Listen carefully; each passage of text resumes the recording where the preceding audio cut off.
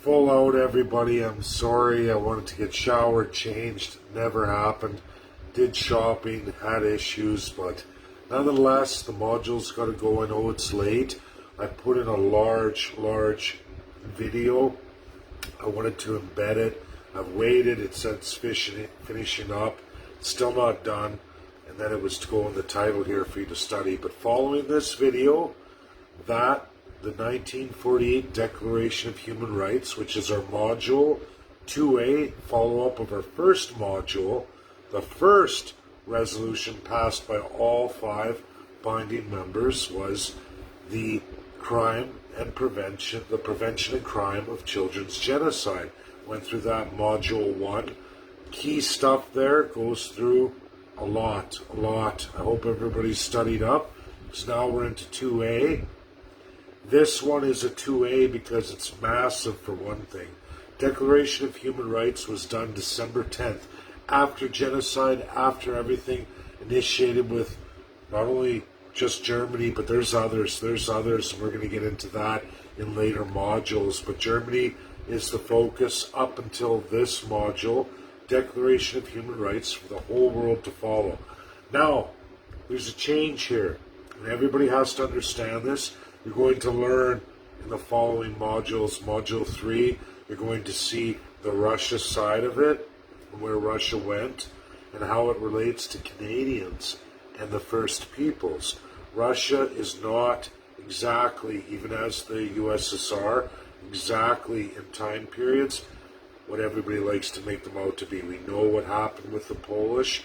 We know all of that atrocity. We're going to get into that in the next module. But for now, we're going to go through the first half of the Declaration of Human Rights, 1948, signed December 10th. 4 out of 5, meaning Russia didn't sign, but they didn't say no. They held off and said, wait a minute, there's issues here that we don't feel have been resolved enough by the United States of America. So we're already getting Russia and USA are looking at each other, the birth of the Cold War. Russia has ideas of how a world should run. USA has ideas of how a world should run. The Declaration of Human Rights is a beautiful, beautiful, crafted instrument. A lot of women, for everybody. When I say the word everybody, what does that mean to you? To me, everybody means regardless of your sex, race, creed, nationality. That word is utilized in almost every article of the Declaration of Human Rights in 1948. They use the pronoun he quite a bit, but everybody. At the beginning of every article it says everybody. And they use the pronoun he. It's 1948. They use it as he. People can be upset. It's 1948. And they start off introducing each and every article with everybody. That means, and in the preamble, which we're going to go into right now, all human beings, regardless of distinction of sex, meaning men and women are not distinguished or other, and it goes on and on, even less political. There has never been a crafted piece of human rights, fundamental rights, which everybody, the preamble of the Declaration of Human Rights, which goes into every aspect of every fundamental, meaning rights that the Allies say you're born with. They all agree except for Russia. And that's part 2B, the next module. I'll just give you this. Russia had a problem with colonialism already. They didn't like aspects of colonialism in regards to a series of how the interpretations that they viewed as they went into imperial countries, the USA didn't go into, or not as entirely. Russia did. Russia's right next door to Europe, so Russia had a different insight than the United States. Let's just put it that way. USA has always beaten every colonial.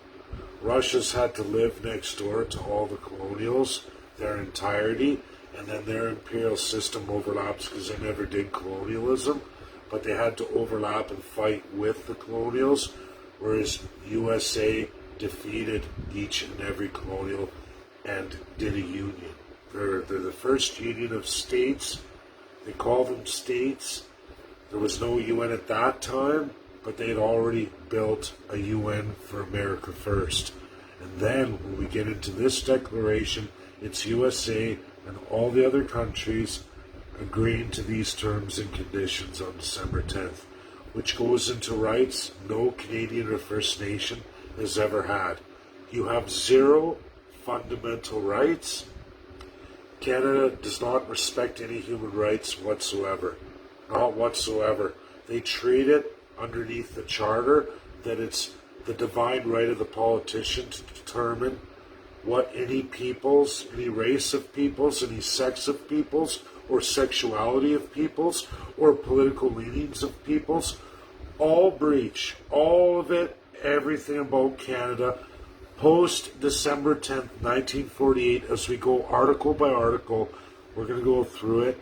Not only does Canada fail the entire preamble that they swore and signed to December 10th, 1948 as a founding ally, they breach every single one. Post 1952, when Canada is left to itself, when the Liberals and Conservatives conspired together to steal the Crown power, they said, forget, just like this first module we went through, they said, forget genocide.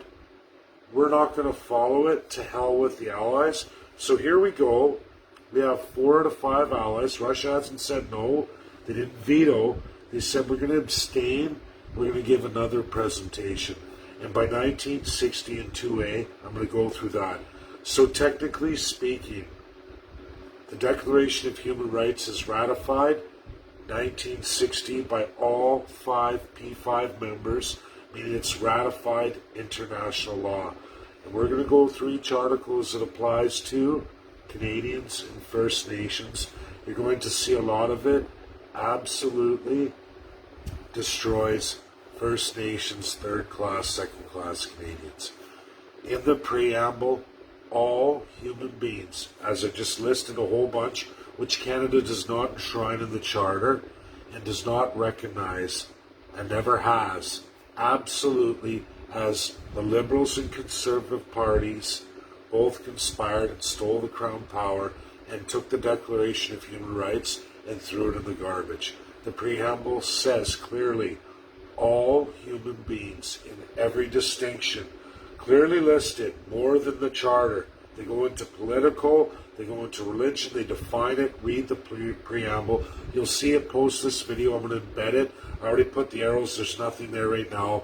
It is finishing up. We'll probably hear a bing when this video is going on. And then after the video, I'll put it there, and I expect everybody to study. It's a lot.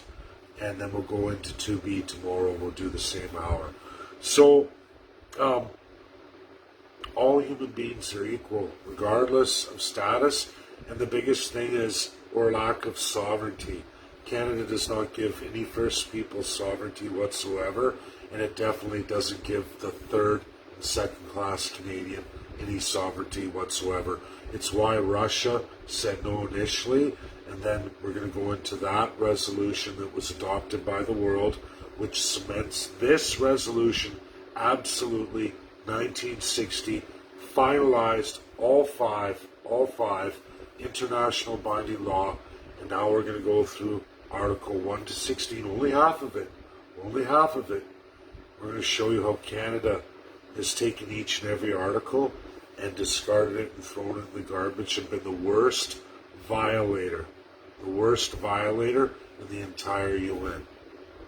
So nothing Canada says, or any of the political parties, federally, provincially, have even a leg to stand on. As we know, provincial politicians run absolute autocracy. They undermine your fundamental freedoms, which Canada doesn't give you. The world gives you those. And they also give you human rights, and they outline them clearly here. We heard genocide, but now we're going to hear them clearly. So Article 1 was all human beings equal, lists every single sex, sexuality, political, religious, membership, your status of property, your sovereignty or lack of sovereignty. If you're a territory, a region, they go into your civil rights. They're all to be treated equally throughout this world, and no UN state is to deprive you of any of those. Canada, we have no enshrined fundamental rights. We have no civil rights whatsoever. No premier's given you any, ever, in the entirety of Canada. They signed and said to the world they would do it. We're Canada, we're great. They laugh, we're Canucks, ha ha ha. Oh, the snow Mexican, right? USA and Russia literally believe Canada a fun-loving country. Even to this day, they're just waking up now that Canada is probably the worst autocrat between those two nations. And they are right between those two nations. The worst autocrat. Article number 2. There's never to be any breach of these fundamental human rights and even limited sovereignty, which is second, third class, and absolute First Nations. They don't have any sovereignty whatsoever, no self-determination, no self-government. They've been handed over as a trust, which became illegal December 10th, 1948, First Nations. You are to never ever be a different type of people in your nation state. That meant the treaties had to be settled absolutely December 10th, 1948. And by 1952, had King George lived long enough, that would have been the case. He would have completed his work. He was tied up with India in 1948. Canada ratified. The politicians in 1948 told King George, yeah, yes, we got your slot, we're going to get it all done. We promise. Why would anyone not think they would keep their word? And King George arrived, and the second he passed away, they usurped his power and said to hell with all of this, and it's gone that way ever since. So, Article 2, no breach of human rights, even for peoples with limited sovereignty. You're not allowed to breach anyone's human or fundamental rights as defined in the Declaration of Human Rights, which is monumentous more than what Canada has today. We don't have any. And they've breached your rights for over 70 years straight. 73 years to be exact. All third, second-class Canadians and absolutely the First Peoples of Canada, all of you, especially the Treaty Indians, have lost all of their humanity at the expense of the Canadian government when they promised the world that they would fix it. In 1952, when given that opportunity, when King George passed away, they usurped it and said to hell with Article 1, Article 2, and continued on. It's 73 years later, and nothing has changed. Not a thing. Not a thing. Article 3, security of person. In Canada, it's illegal for you to defend yourself, defend your home, defend your property, or resist anyone from taking your children away from you. It's illegal. The government can do all those things. Article 3 says that's illegal. Canada signed on to this 1948, December 10th, promised the world that they would give all citizens, even, again, Article 2, those of limited sovereignty, security of person, security of family, security of home. Is that true, Canadians? Do you believe that your government to this day has ever given you the right to security of person? No. No, you don't have the right to defend yourself. In fact, you can even get charged in the event you do, depending on the arbitrary system that you're put into, depending on your race, where you're from, what your class or status is. If you're limited sovereignty First Nations, or if you're a third-class citizen and you're dealing with a first-class citizen, you're likely to lose. Breach number 3. 3 articles, 3 breaches by Canada. Article 4. Servitude. This is for the third-class Canadian, and something First Nations have to understand. The treaties as they were, and the way the government, nobody's fault here. The promises made from the first class to the First Peoples entirely, especially the Treaty Indians, for access to the lands to create this crown land, which was never agreed to, but they did it anyway. They put into servitude the third-class citizen will be in servitude for all errors, grievances to the First Peoples. It's what generates the racism. It's Article 4. It's outlawed worldwide. Canada agreed they would never do that. We all know income tax, property tax, the list goes on. And we all know all the legislation that the third working class must pay for First Nations entirely. Not First Nations' fault, but First Nations, you have to understand. In this world binding law, after treaties should have already, you should have had self-determination by 1952. Self-government, and a big portion of Canada should have been settled and made available to you, and we should have been working as a nation together, and the government should have told you, all the chiefs, this is the new world. A war happened, a world war, and the colonial system that we've pushed on you is over. But again, the Liberals and Conservatives, once they had the crown and nobody was any wiser, they decided jointly, and every party since, everyone who's elected, they know all this, and they keep administering it. And they want First Nations and third class at each other, so that way racism grows. Government has to pass more restrictive measures against the third class to pay for First Nations, even though the money doesn't go to you because it's government's money, and they take all the money, but then they amend shitty services for you. This is servitude. Servitude. The third class, it's class structure in Canada, has to be in servitude to the government on behalf of First Nations, even though not much goes to the First Nations. You see the scam here?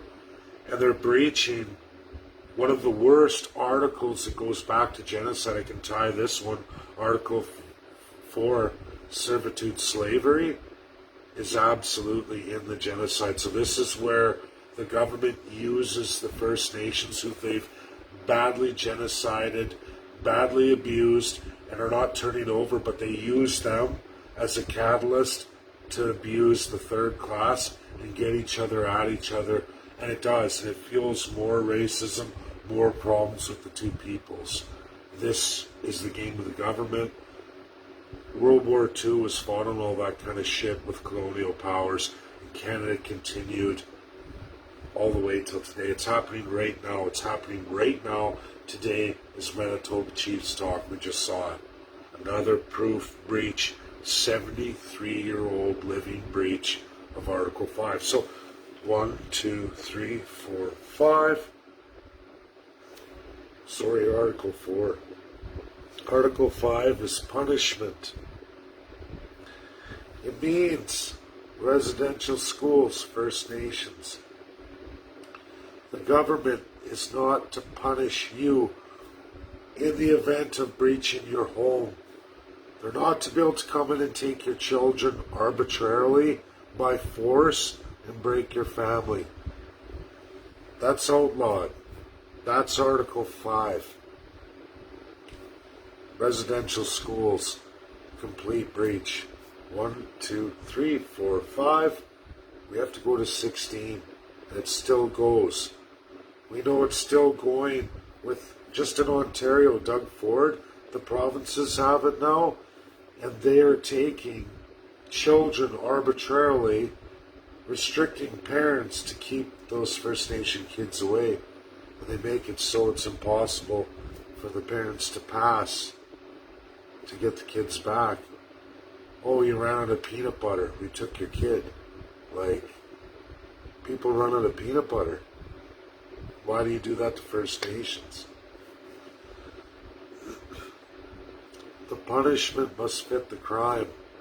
In Canada, the punishments against First Nations historically don't fit the punishments handed out to the rest of the third, and then even less for the second, and absolutely hardly any, if any at all, for the first class. Punishment is to be uniform for everybody, but it's not.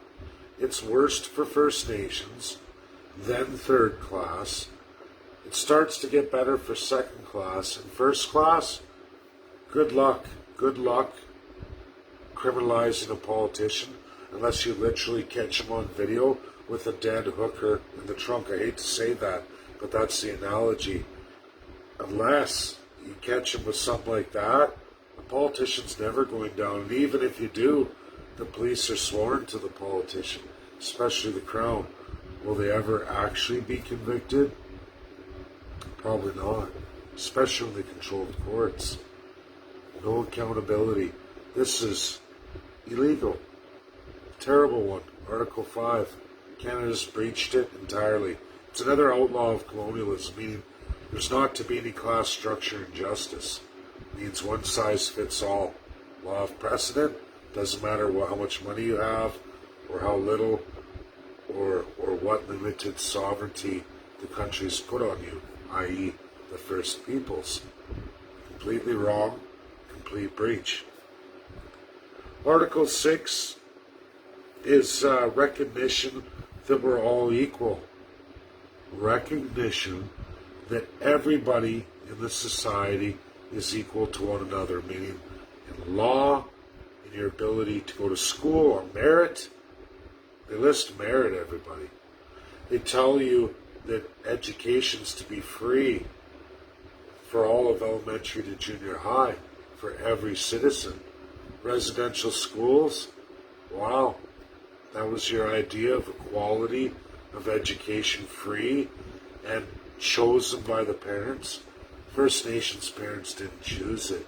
It's all listed there. That's a huge article that Canada signed again, December 10th, 1948. Binding world law, absolutely, by 1960. So for Canada to try and walk away from some of these articles over Russia and say, oh, well, anything before 1960, well, you continued the genocide well past 1960. It doesn't matter in relation to residential schools and these fundamental breaches. Huge. And they stole the crown in 1952. If I was any justice, World Court, ICC, I'd be looking at every politician. So let me get this straight. Two parties made an agreement, Liberals and Conservatives, that they'll steal the crown power. King George died. It's 1952. You signed this in 1948. You were compelled to follow all of this, plus the genocide, amend your constitution. You didn't do that. You took the crown power. You made a deal. You did not change your ways with First Nations. It never got settled.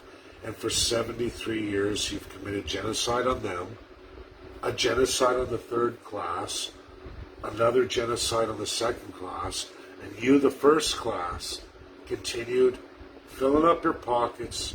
You never worked a day in your life. You just robbed, sexually, physically, and mentally abused a whole slew of people over and over again. And in fact, you wouldn't enshrine their fundamental rights. You wouldn't give them human rights.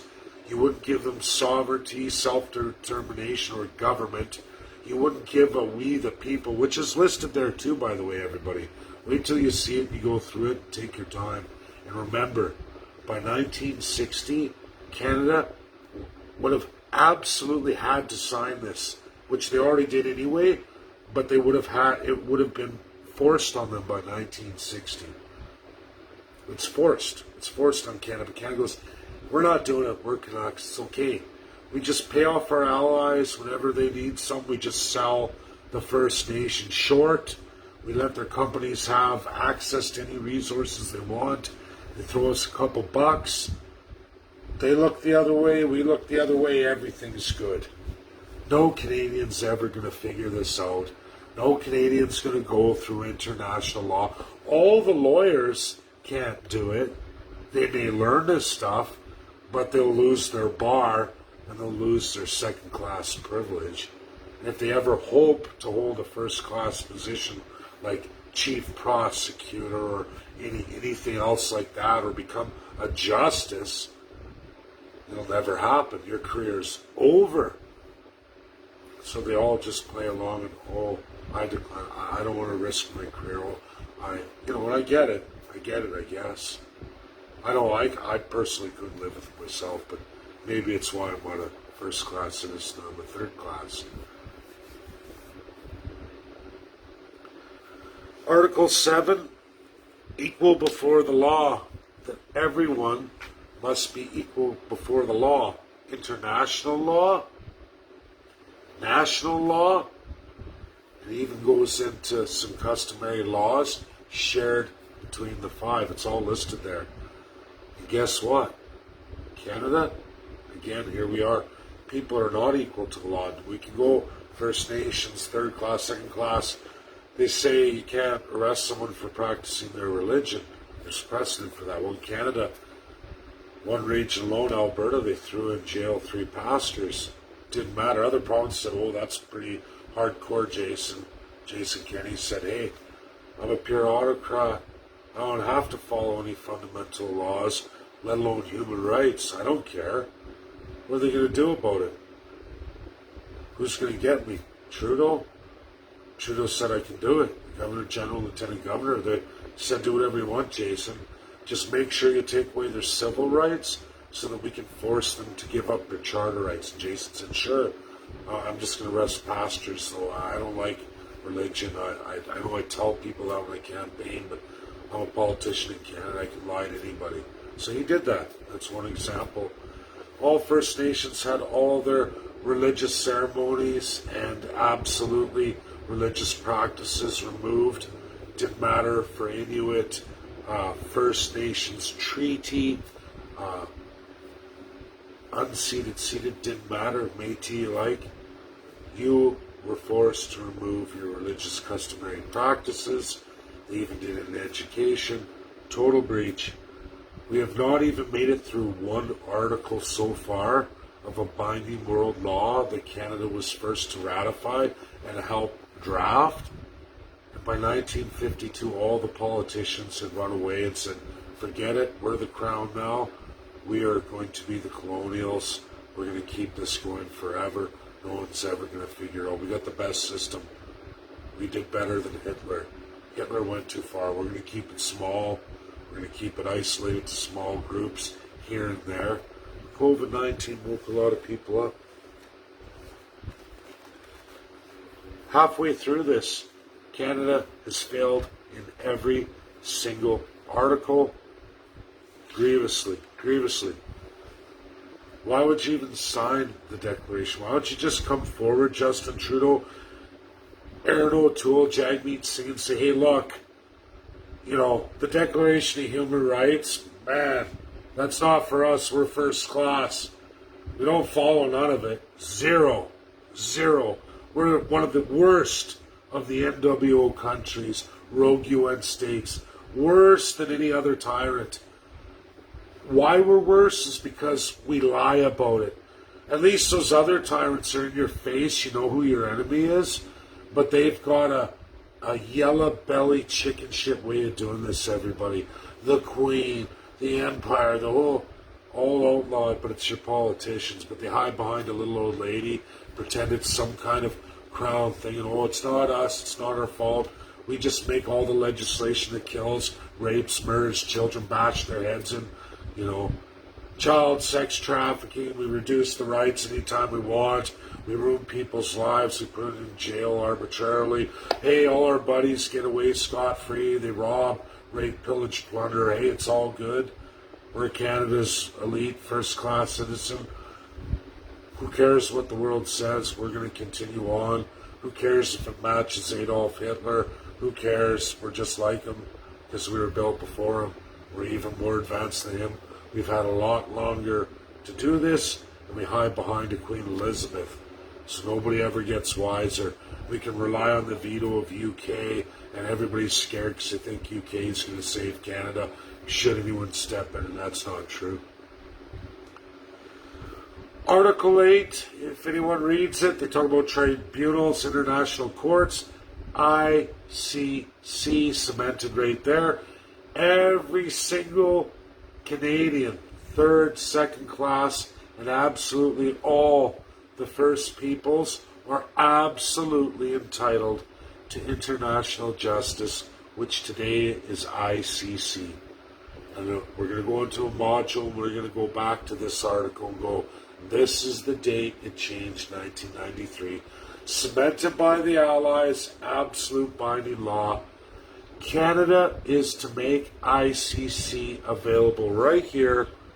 Article 8, UN Declaration of Human Rights that Canada signed in 1948, December 10th, 73 years ago, ratified, bound. Bound absolutely, can never be changed in 1960 by Russia. It's there, we're going to see it to be. This right there, Article 8, everybody remember it. It's where Canada is obligated by this declaration, this resolution, to send First Peoples in this genocide to ICC and the third class Canadian citizens who want to go, and the second class as well too. Why is it not happening? I heard a chief call for it. I've called for it. I'm a third class citizen. I want to go. I even got 1,600 signatures. Justin Trudeau refuses. Article 8, Declaration of Human Rights. So, Justin, are you declaring war on the Allies? Or should we just remove ourselves and be another third world dictator from the Declaration of Human Rights 1948? It's laid out there, everybody. Absolute world binding law.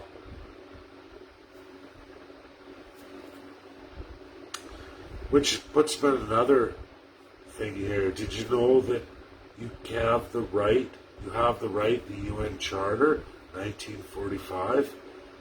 It's in a later module. But at this point, Article 8, you have a right to legally rebel against your government. Legally rebel. Cemented in law. Now, I don't want to do that. I want our filthy autocrat politicians to face justice.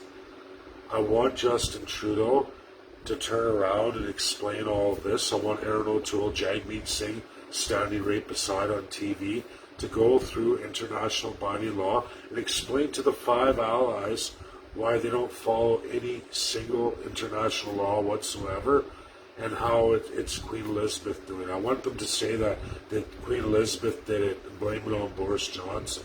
I want to see what the UK is going to say about all that. Article 9 is exile.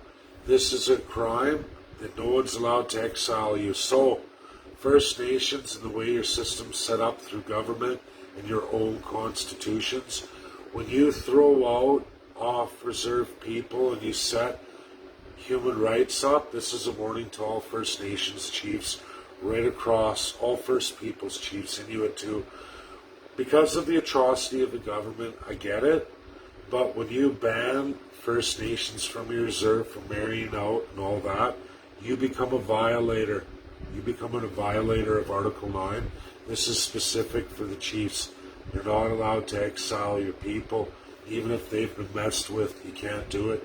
Even if they chose to marry because the government put in laws that would take their children away in residential schools and the mothers were fearful, or all of it, enfranchisement, super wrong. This is why, right here, Article 9, Russia, USSR, the former USSR, stepped in because of this overlap of Inuit in Russia, in Canada, and they realized what was happening in Canada. They stepped in. Nobody won in the Supreme Court of Canada from First Peoples. They had lost. They won in 1961 only because Russia stepped in, passed the resolution, adopted the Declaration of Human Rights right in the 1960 resolution. First Nations, First Peoples, Inuit, Métis, you don't know this. The government's tricked you into breaching a major international law, and they're hoping they can use that. This is Trudeau, O'Toole, Singh, and maybe they've been doing a fear tactic on Article 9 to all chiefs, thinking that they're going to be prosecuted too. Like, oh, we committed a crime, you'll be prosecuted too, right? We may have committed murder, but you were standing there and you had the keys to the handcuffs of that person, so to speak. You know what I'm saying, everybody? So you're implicated, right? Same with the church. This goes on and on and on. And this is why we have to go through this stuff and talk about it. We have to address it, take these truths as they are, as we go forward. We develop our resolution to address it. It's why I freaked out earlier today about First Nations and absolutely where the Manitoba Chiefs are going, because I know a lot have breached Article 9, the exile of their own people, off reserve people, thrown off the reserve, not allowed to contribute, or half-breeds, or others, or married outs. Just as bad as Canada did, the government's responsible for it. But if we're going to talk truth and reconciliation, Article 9 has to be addressed by all First Nations. First People, sorry. Article 10, independent tribunal of ICC over FN, third and second class. That's all listed there. That's for all of us, sons and daughters again. Reaffirmed. Absolutely. This is the real sad one next. We're at Article 12. It's super sad. A family home taken apart by forced residential schools. Outlawed by Article 12. Again, Canada signed, promised they would never do such a thing. They did it to First Nations. They went in there, took your children away from you, completely outlawed. So you all know, read Article 12 for First Peoples. This is huge. The family unit is the fundamental unit of society. It is to never be breached by any government, ever. It is the fundamental unit of society, meaning they breached your family, they forcefully took your kids. That is the most horrendous part of the Declaration of Human Rights and the worst crime Canada could ever commit. And Article 12 will cost politicians their life.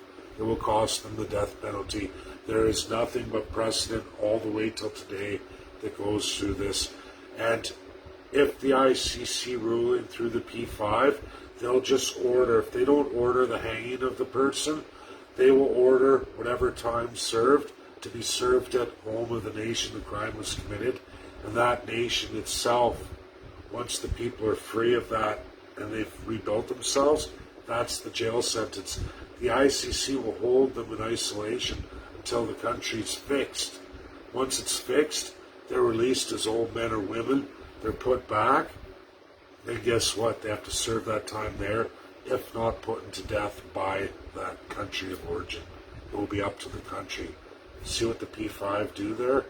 Either they're going to hang you or they're going to make you serve time, then you're going to go home and serve time after the nation's fixed, which means you could be in isolation for the rest of your natural life.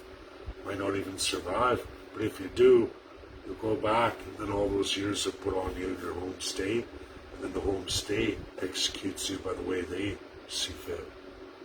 Article 12, everyone should study that. Residential schools, what every Canadian government did from absolutely 1952, there's no getting out of it. From 1952 onward, every Canadian politician associated with the Indian Act at the municipal, provincial, federal level. I have tons of evidence on this. I already know the answer. I know it's every party.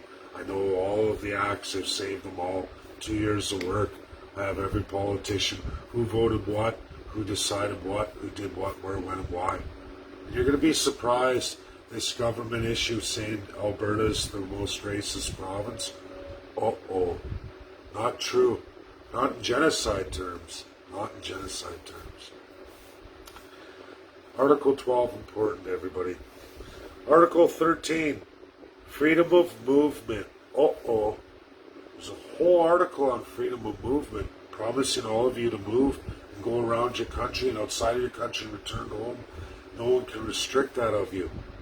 How does that feel, First Nations? Does that reserve system feel right? No. What about Canadians and First Nations in Crown land? Does it feel right that For one group, only 11% is available. For the other group, only 8%. And of that group of First Peoples, the First Nations full-blood Red Treaty Indian got absolutely the worst, shittiest raw deal out of everybody. A reverse class structure, meaning the redder your blood, the deader you're going to be. And the worse impoverished conditions, the less you're going to have. That doesn't fit. None whatsoever in Article 13. Canada is an abomination of Article 13. So far, everybody, almost halfway through, 1 to 13, Canada has done the exact opposite of what's listed there, what they promised, what they signed on. And again, after 1960, it's world binding by all five. All five. You'll see that in part 2B tomorrow. Article 15, you're never to have your nationality deprived. Uh-oh. First Nations completely deprived of their nationality. Their culture, their language, all of it, absolutely, in the longest running steady genocide. And Canada wants to talk Uyghur Muslims with zero evidence, never been to China to go look in on it or know the situation. There's no children in these camps, or we don't know the situation. That's the truth. And the problem is, Canada's Parliament passed this. The Conservatives, NDP bloc passed this. Liberals abstained, but it voted through. And guess what happened? USA and UK backed out. They backed out. And then on the day of Children's Genocide, for the crime and prevention of genocide, Canada gets listed by China, and none of the five allies, USA, Russia, UK, France, debated it. They chose to accept it, and they didn't veto or debate. It's the day of debate for it. Every country listed there, the worst terrorizers, along with Canada, went through. For the first time in Canadian history, First Nations and Canada and Canadians are listed in genocide of the worst rogue regimes today. No one debated that. Article 16. 3 parts, everybody. 3 parts. Marriage, consensual, and never, ever breach the family unit, the fundamental unit of every society. 1, 2, 3, huge. First Nations, residential schools, enfranchisement. Canada was doing enfranchisement 12 years after they said, no more. They promised right here, signed it that year, that day. They didn't stop, they kept going. For 12 years under Article 16, all those politicians from 1948, December 10th, to 1961, he gets 13 years, are subject to death. Marriage, enfranchisement, First Nations women. Consensual. How is it consensual when, if you didn't want your kids going to residential school because they're going to get it in the bum or a little girl in the vagina, they might not survive and come home? Or if they do, they'll never be the same. What would you do? And don't forget, everybody, the Indian Act in residential schools, and that portion goes back decades before this. First Nations were fully aware. Women were doing that to save their children. That's not consensual. That's called assimilation by the white government, dictators, autocrats. Outlawed in 1948. They continued on. Conservative liberal. Death penalty. That concludes Articles 1 to 16. I hope everybody joins me tomorrow as we do 2B. You have to. Post this video, Declaration of Human Rights, all the articles listed. We're going to finish 2B tomorrow, finish the remaining half, and then we're going to go into Absolutely Russia, 1960. Compress that into the hour. I'm going to go to questions now. Anybody with any questions regarding this, nothing else. This and the resolution going forward, all on the first 16 we just went through.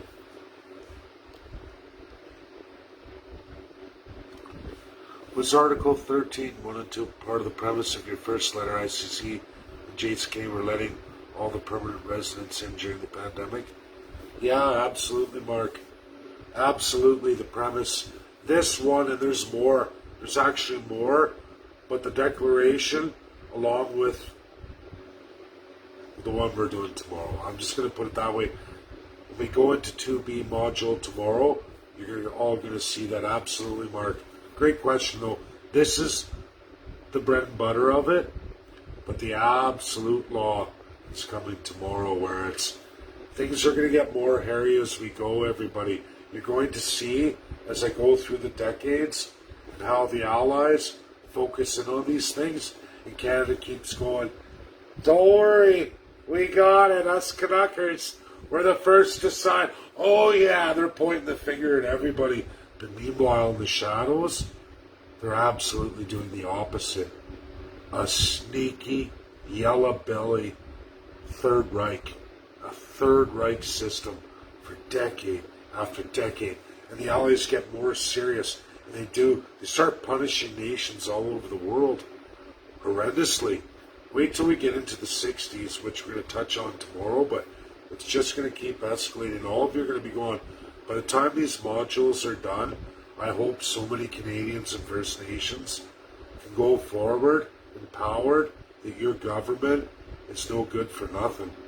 And they never have been. That term that don't trust your government, you don't trust the Canadian government. Not a party, not provincially, even municipally, because they're subject to the province.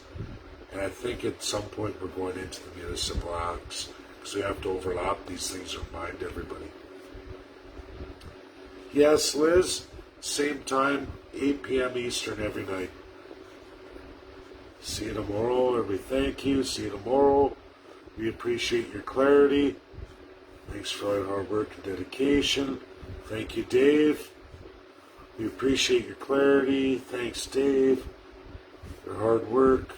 Thank you. Okay, so this is good, but I gotta see if there's any questions. Is there a PDF we can print? We can go to the UN website, Richard. You can do that. Okay, that's good. Everybody's good. I'm glad because I'm tired. Thank you. Thanks to the Southern Ontario. Thanks, Dave. Okay, everybody. Thank you. Share it out. It's important. I know a lot of people don't want to look at this stuff, but the reality is it's in front of us.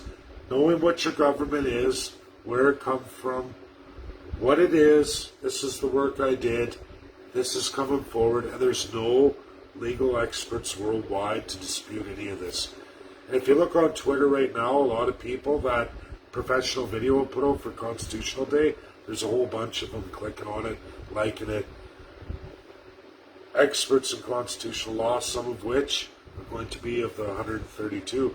There's Spanish, Portuguese, the languages go on and on. Ukrainian, even Ukraine, I got Ukrainian experts.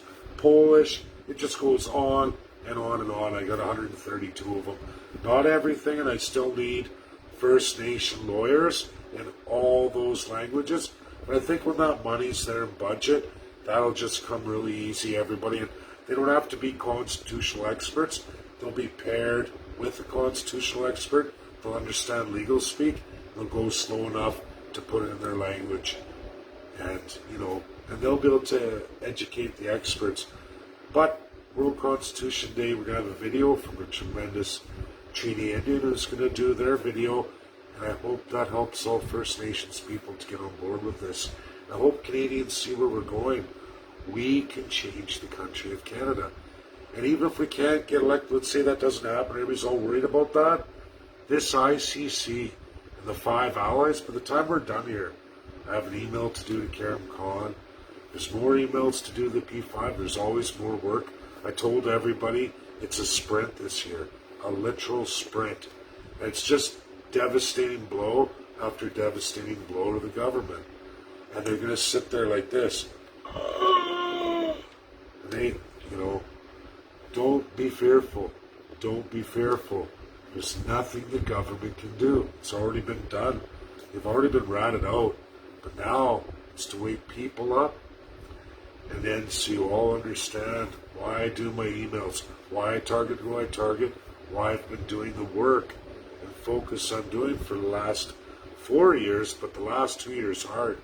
Love you all. Good night. I'm going to get some rest. I actually have a phone call to Treaty 4. There's a group of First Nations who want to talk to me. So that's super positive. I'm going to get back to that. You guys are giving me lots of time. God bless. Yeah, it's one people. You bet, Robert. Bye now.